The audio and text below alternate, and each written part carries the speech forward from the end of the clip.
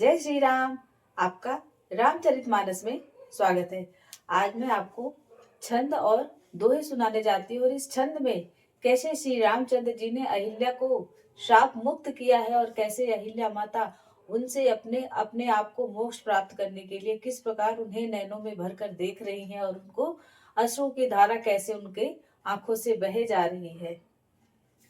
गौतम नारी श्राप बस उपल देह धरि धीर, चरण कमल रज चाहती कृपा करहु रघुवीर। अर्थात विश्वामित्र जी श्री रामचंद्र जी से कह रहे हैं कि यह आपके समक्ष जो शिला रखी हुई है वह गौतम ऋषि की नारी है, उनकी पत्नी है। आप उन पर अपनी चरण कमलों की धूल को डालकर आप उन पर कृपा कीजिए, क्योंकि इतने वर्षों से वह आपके चरण कमलों की धूल को चाह रही हैं, उसका इंतजार कर रही हैं। आप उन पर उनके चरण अपने चरण कमलों को छुआ करके उन पर कृपा करिए। पर सत पद पावन शोक न सावन, प्रगट भई तब पूंज सही। देखत रघुनायक जन सुखदायक, सन्मुख होई कर जोरी रही।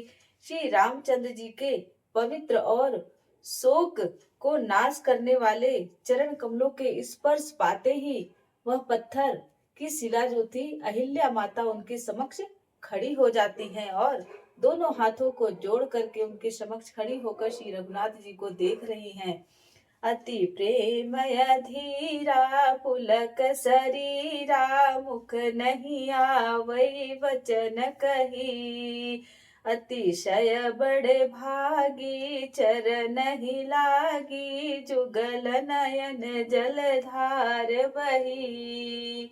और अत्यंत प्रेम के कारण वह अधीर हो गई हैं, उनका शरीर पुलकित हो गया है, प्रफुल्लित हो गया है, वह बहुत ज्यादा प्रसन्न और हर्षित हो गई है माता।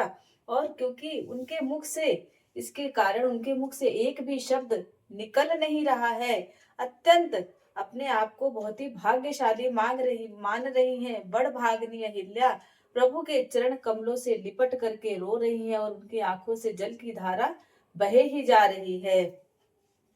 धीरज मन कीन्हा प्रभु चहु चीन्हा, रघुपति कृपा भगति की पाई। अति निर्मल वाणी स्तुति ठानी, ज्ञान गम्य जय रघुराई। फिर किसी तरीके से माता अपने आप को समझाती हैं, धीरज धरती हैं और फिर प्रभु को पहचान कर श्री रघुनाथ जी की कृपा से उनकी भक्ति को प्राप्त करती हैं।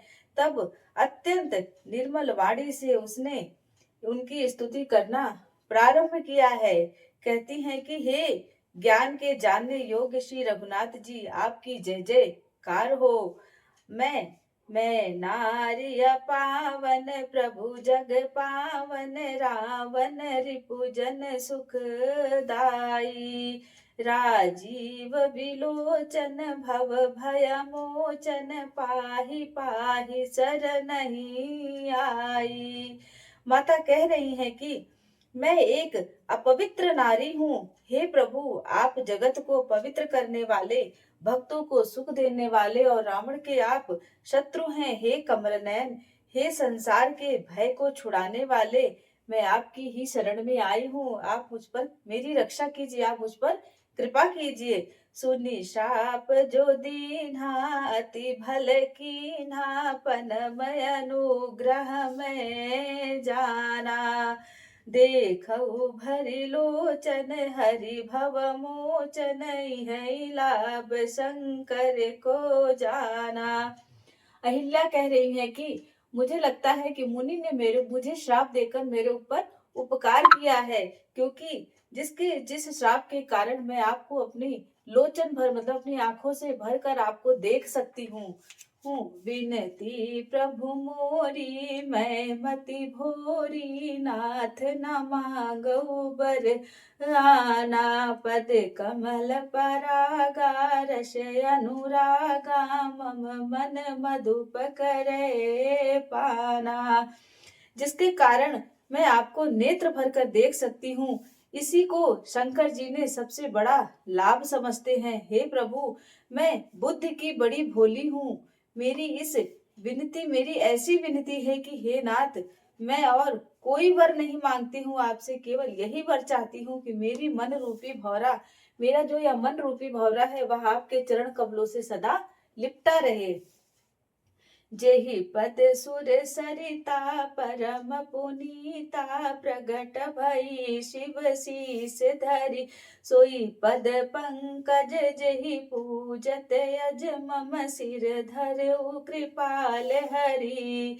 जिस चरणों से परम पवित्र देव नदी गंगा जी प्रकट हुई है, जिन्हें शिव जी ने अपने सिर पर धारण कर रखा है, और जिन चरण कमलों को ब्रह्मा जी पूजते हैं, हे कृपालु हरि, उन्हीं को मेरे सिर पर रखा है। एहि भांति सिधारी गौतम नारी, बार बार हरि चरण परी, जो अति मन भावा सो बरु पावा, मैं पति लोक आनंद भई। इस प्रकार बार बार माता अहिल्या प्रभु के चरण कमलों को पकड़कर स्तुति कर रही हैं और कह रही हैं कि जो मन को बहुत ही अच्छा लगा, उस वर को पाकर गौतम ऋषि स्त्री अहिल्या आनंद से भर गई हैं, पतित लोक को चली जाती हैं, प्रभु उनको तार देते हैं। धन्यवाद। अगर आपको मेरी वीडियो अच्छी लगी हो तो मेरे चैनल को लाइक करें, सब्सक्राइब करें और शेयर करें।